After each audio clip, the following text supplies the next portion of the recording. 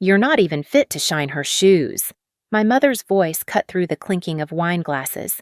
"My father didn't defend me," he nodded, and my sister Emma smiled like she'd finally won. The table froze, the air thick with quiet humiliation. I'd spent years swallowing their favoritism, paying their bills, and pretending it didn't hurt. But that night, something inside me shifted. My hands stopped shaking. My voice didn't. 6 words slipped out calm and sharp as glass. "Then ask Emma to pay your bills." The silence that followed wasn't the end of dinner. It was the beginning of their downfall. The silence after those 6 words felt heavier than any argument we'd ever had. Every candle flame on the table seemed to tremble as if even the light was afraid to move. My mother's jaw tightened. My father's eyes darted to the bills on the counter, and Emma's smirk wavered for the first time. But before that dinner, before my voice finally found its edge, there was a lifetime of being ignored. My name is Nora. I'm 28, and for most of my life, I've been the background character in my own family story. Not the shining star, not the disappointment, just the extra they forgot to write out of the script. I was the one who worked weekends while they went on family trips, the one who quietly covered a bill when things were tight, the one who came home to applause, but not for me, always for Emma. I work nights in the ICU. 12-hour shifts filled with alarms, adrenaline, and the metallic smell of disinfectant that clings to your skin long after you've scrubbed out. I've held dying hands, restarted hearts, watched families crumble and rebuild in the span of a night. But in my parents' eyes, that was never something worth bragging about. When I saved a life, they barely looked up. When Emma got a new title at her marketing firm, they threw a dinner. Emma, 2 years younger, but somehow always treated like the family matriarch. She was the golden girl long before she even earned it. Her every step was applauded, her every mistake softened, her dreams funded. I grew up watching her shine under a spotlight built out of my parents' pride while I learned to survive in the shadows.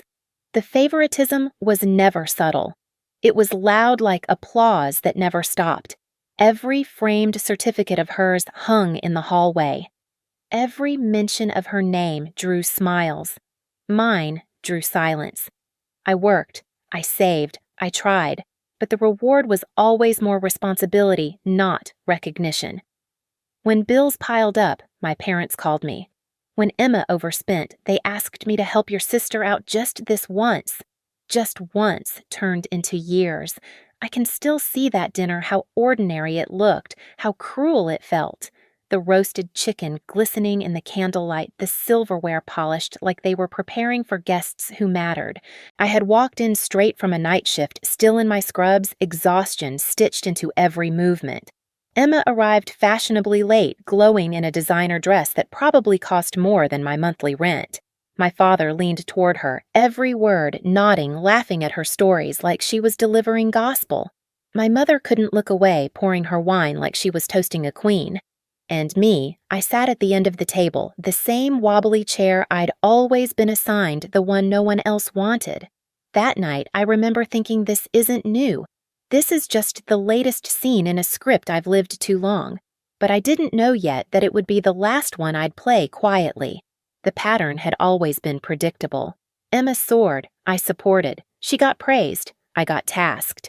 But the cracks were forming even before the blowout. It started as it always does, with small humiliations, the kind that slip under your skin because they're too minor to confront. My mother's eyes lingering too long on Emma's dress when I walked in. My father's laughter at her jokes, but silence at mine. The backhanded comments disguised as compliments. "You're so practical, Nora. You don't need the fancy things Emma likes." 2 weeks after that dinner, I found out just how invisible I truly was. It was my lunch break at the hospital, fluorescent lights, stale coffee, the hum of vending machines filling the quiet. I was scrolling through Instagram when a photo stopped me cold. My parents, Emma, her boyfriend. Standing under palm trees, drinks in hand, grinning like a magazine ad. The caption read, "Family getaway." Just what we needed. For a second, I thought it was old, maybe from a past trip I'd forgotten. But the date said yesterday. Nobody had said a word to me. Not a call, not a text, not even a passing mention that they were going away. My chest tightened as I scrolled through the carousel of photos, Emma building sand castles, my father snorkeling, my mother holding Emma's hand as the sun set behind them. It wasn't just that I wasn't invited. It was that I'd been erased. I called my mother immediately, my voice shaking more from disbelief than anger. "You're in Hawaii." She sighed, her tone light, as if I'd asked something silly. "Oh, Nora, we didn't think you could get time off work. You're always so busy saving lives. You didn't even ask," I whispered. "It was last minute," she replied breezily. "Emma needed to relax after starting her new job." "You understand." I hung up before the lump in my throat turned into tears. Hours later, Emma texted me. "Sorry, thought you knew. You're always working anyway." That was the moment it hit me they didn't forget me. They excluded me, and somehow they still believed I'd understand. But the real humiliation came later on Emma's birthday. They rented out the most expensive restaurant in town, crystal chandeliers, soft jazz wine that cost more than my paycheck. I arrived straight from another shift hair, pinned back my best dress, still looking out of place among rows of designer gowns. Mom stood up, glass raised. "To our Emma," she said proudly. "She's always had the drive, the focus, the future. Some people are just born to succeed." The room erupted in applause. I forced a smile. Then, Mrs. Chen, one of Mom's friends, leaned toward me. "And what about you, dear? What do you do?" Before I could speak. My father chuckled. "She's still finding her path, works in a hospital or something. But Emma's really going places." The words stung more than I expected. I wanted to scream, "I save lives." But instead, I raised my glass, swallowed the bitterness, and smiled. That night, as the laughter echoed around me, something inside me quietly snapped. It wasn't loud, it wasn't dramatic, but it was final. And that was the moment I realized this wasn't just favoritism anymore. It was warfare disguised as love. The birthday humiliation could have been the end of it. I could have swallowed the shame one more time, buried it beneath exhaustion and quiet acceptance. But life doesn't always let you stay numb. Sometimes it hands you the truth in plain sight and dares you to look. It happened a week later. I was helping my mother sort through a pile of bills at her kitchen table like I'd done dozens of times before. The blinds were half closed, sunlight slicing across stacks of envelopes. She passed them to me absent-mindedly. Utilities, credit cards, mortgage statements, talking about Emma's latest promotion while I tried not to flinch at every mention of her name. Then I saw it. A thick envelope with Emma Lawson printed neatly across the top. Student loan statement. I skimmed the pages once, twice. Then my eyes caught the red stamp at the bottom, paid in full. Every single one. At first I thought I'd misread it. I flipped through the other envelopes, 5 more, all with the same bold letters. Paid, cleared, gone. Nearly $45,000 wiped clean. My stomach turned. I flipped to the payment history. The account number looked familiar, too familiar. I grabbed one of my old deposit receipts from my wallet and lined them up side by side. The numbers matched. I froze. The money wasn't Emma's. It wasn't my parents'. It was mine. My voice trembled when I finally asked Mom, "Did you use my payments?" "The money I've been sending every month for the mortgage?" She didn't even look guilty. Her voice was calm, almost bored. "Emma needs to focus on her career, Nora. She shouldn't have to carry debt when she's building her future." My throat tightened. And me. I've been drowning in my own loans, picking up extra shifts, tutoring after hours. "You have stability," she interrupted as if that excused everything. "You're responsible. Emma's path is different. You can handle more." It took a second to realize I wasn't breathing. My hands were shaking so hard the papers rustled. "You took my money to pay her loans." My mother's tone sharpened, her patience thinning. "Don't be selfish, Nora. Everything we do is for the family. When Emma succeeds, we all benefit." That word selfish cut deeper than I expected. It was the word they'd always used to keep me in line, to make me small. That night, I sat in the break room at the hospital, long after my shift ended, the buzz of fluorescent lights filling the silence. My notepad lay open on the table, a list of figures scrawled across it. Numbers I couldn't unsee. That's when Jennifer, our charge nurse, dropped into the seat across from me. She didn't bother with sympathy, she never did. "You're bleeding yourself dry for people who don't even see you," she said quietly. "That's not family, that's exploitation." I handed her the notepad. "I've been sending them money for years, for the house, the bills, even Emma's tuition." She did the math faster than I could. 47,000, she said finally, her voice flat. "That's what they've taken from you." The number hit like a punch. All those shifts, all those nights I went home too tired to eat. My sacrifices had been rerouted to fund my sister's perfect little life. I remember staring at that total for a long time. It didn't make me cry. It made me still, because once you see a pattern clearly, you can't unsee it. That was the night I stopped being their safety net. The first missed payment went unnoticed for a week. Then the phone calls began. My mother called first, her tone sugary and brittle. "Sweetheart, I think there's been a mistake, the mortgage payment didn't go through." Then my father's voice followed, full of accusation. "You know this family depends on you. Don't you dare make us look irresponsible." Even Emma chimed in a few days later. Her voice sounded small, almost guilty. "Mom's freaking out, Nora. Can you just handle it? Please. You know I'm under a lot of stress with work right now." That word again, stress. I almost laughed. I'd spent years living on caffeine and adrenaline patching together other people's emergencies. But the moment I stopped patching theirs, they fell apart. That's when I made my decision, calm, strategic. I called my mother and said, "Let's have dinner. Saturday night. Let's talk about contributions." There was silence on the line, then relief. "Of course," she said, already confident she'd won. "We'll cook something nice." They thought it was reconciliation. It was preparation. The days leading up to that dinner, I worked my shifts, paid my own bills, and built my evidence. Every transaction, every receipt, every transfer I'd ever made into their account. I printed them all organized neatly in a folder thick enough to snap their illusions in half. Saturday came. My mother cooked like she always did when she wanted control. Roast beef potatoes, green beans glazed with butter. My father opened a bottle of expensive wine he couldn't afford without me. Emma arrived last, glowing her engagement ring, catching the light like it had something to prove. I sat down quietly, the folder beside me. My heart didn't race. My hands didn't shake. For once, I wasn't the nervous one. Dinner started the way it always did, forced laughter, small talk, a performance of family unity. My father eventually cleared his throat, signaling the discussion. "Nora," he began, voice firm but rehearsed. "We need to talk about responsibility. You can't just stop contributing because you're upset. This family relies on you." My mother leaned in, her tone sharp but sweet. "We all have to make sacrifices. Emma's at a crucial point in her career. When she succeeds, it lifts us all." Emma smiled faintly, as if her life depended on it.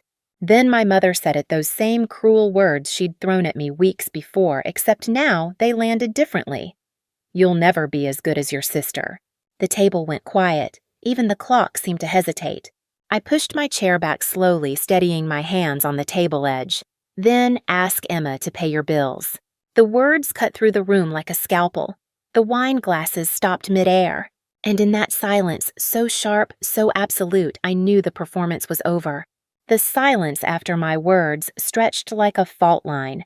I could hear the faint ticking of the hallway clock, the hum of the refrigerator, even the soft crackle of candle wax melting down the wick. No one moved, not even Emma. I reached into my bag and pulled out the thick folder I'd been carrying for 2 weeks, the quiet weapon I'd built page by page. I placed it in the center of the table and opened it slowly. Paper whispered as I laid out the evidence transfers, bank statements, loan receipts, a mountain of truth in black and white. I've paid $47,000 into this family in the past 2 years. I said evenly. The mortgage, Emma's loans, her car, even her credit card debt. Emma blinked, stunned, her mouth parting like she was about to deny it until she saw her name printed across every page. Her voice broke first. "Mom? Dad? I didn't know. I thought you were helping me." Of course she didn't know. That was the point. They'd kept her polished and guiltless while I carried the weight for all of them. My father snatched a sheet, eyes darting over the numbers.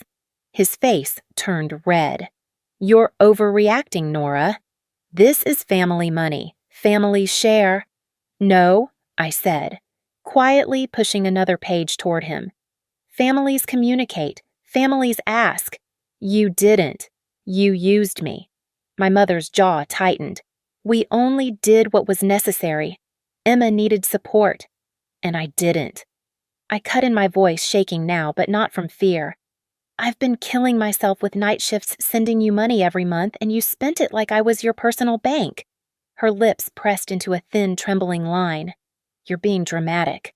I laughed softly, the kind of laugh that comes when something finally breaks inside you. No, Mom.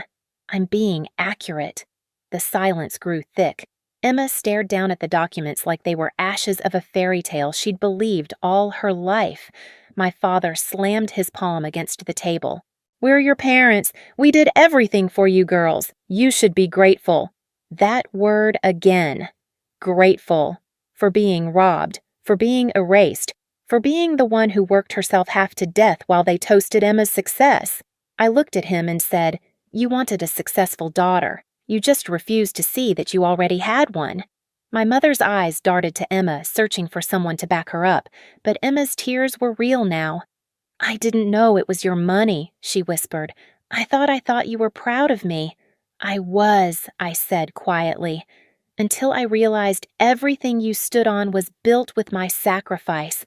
The weight of it hung there, every word, every receipt, every hidden truth finally dragged into the light.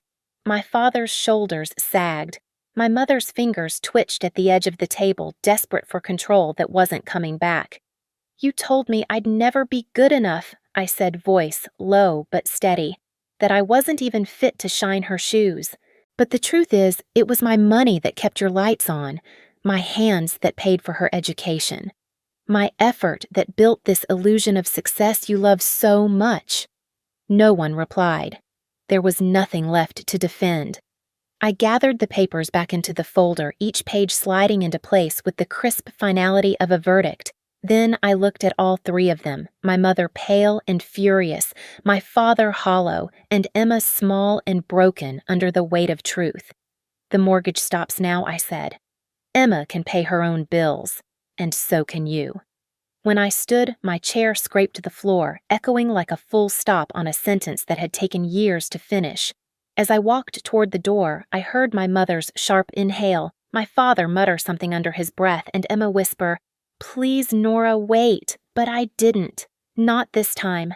When the door closed behind me, it felt like the world exhaled with me. For once, the silence wasn't heavy. It was clean. I didn't go back. Not for Sunday dinners, not for birthdays, not even when Emma's name lit up my phone 3 days later with a shaky voicemail. Please, Nora, can we talk? I didn't delete it. I just didn't answer. 2 weeks later, I accepted a new position nurse practitioner at a hospital 3 hours away. $120,000 a year, my own apartment, my own life. The first space I'd ever had where no one used my worth against me. Meanwhile, back home, the house that once smelled like roast dinners and red wine was rotting from the inside out. Without my payments, the mortgage fell behind. My father called me once more, just once, but I didn't pick up. 6 months later, I heard from a neighbor that the house was gone, foreclosed. The empire of favoritism had crumbled. Emma's engagement collapsed too. Her fiancé left when he realized the lifestyle he'd fallen for wasn't hers to give. She called again, then crying this time, begging for help. I listened to the message once her sobs echoing through my car speakers and deleted it. Because I finally understood I was never the weak one. I was the foundation. And once I stepped away, the whole structure of lies fell under its own weight. I didn't need revenge. Watching them face the world without me was enough. In my new city, I built something real, friends who didn't measure my value by comparison, co-workers who said thank you, neighbors who noticed when I wasn't home. For the first time in my life, I wasn't invisible. And when I walked into my new hospital name tag clipped to my coat, the weight that used to sit on my chest every day was gone. Completely. Because peace, I learned, doesn't come from being loved. It comes from being free. Sometimes walking away is the loudest statement you'll ever make. If you've ever been the forgotten one, the overlooked sibling, the person who gave everything and got silence in return. Remember this: your worth isn't decided by anyone's applause. It's proven by how you rise when no one's watching. Tell me in the comments, have you ever had to choose between family loyalty and your own peace? And don't forget to subscribe. More stories like this are coming.